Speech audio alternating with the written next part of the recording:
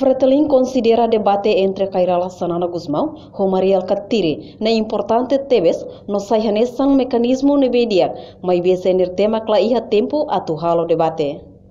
Iha lorong ronulu fulang Abril tinang ne Fretilin haruka ona carta ba Comissão Nacional Eleição atu realiza debate entre secretário-geral Fretilin, Maria Alcatiri, o presidente partido CNRT, Kairala Sanana Gusmão, com a fronteira marítima no caso Rohac Solo.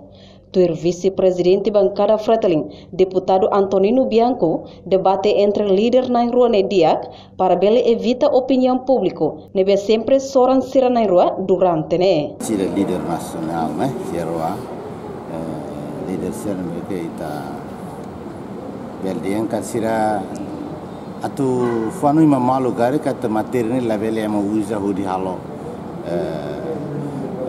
dia hanya hoak ne atau hatta ma buat sanction mereka lalos ne ide uza ide ne hudi ba materi kampanye tata menemak dia kliu ne terus sirua bele kualia ya publik perhati dia los bapu tahu ide ne mau lakar ide ne mak awalnya Secretarial Partido Fretilin, camarada Maria Katiri, o carta ne beke o intu o sira menciona. Agora se posso sidau kare carta ne, mas besense ne to objetivo principal kata ke líder wane bele turamutu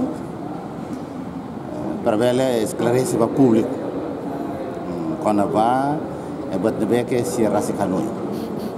Não é para ema sira vai sirne la bela interpretação ide de gloria anessa espécie que de anessa sora dari ang ingat hatamba questão ne porta-voz da campanha partido CNRT liu husi conferência imprensa hateteng CNRT la iha tempo atu halo debate tamba processo fronteira marítima finaliza ona nunemos problema Rohac Solok dadang ne ia hela processo investigação.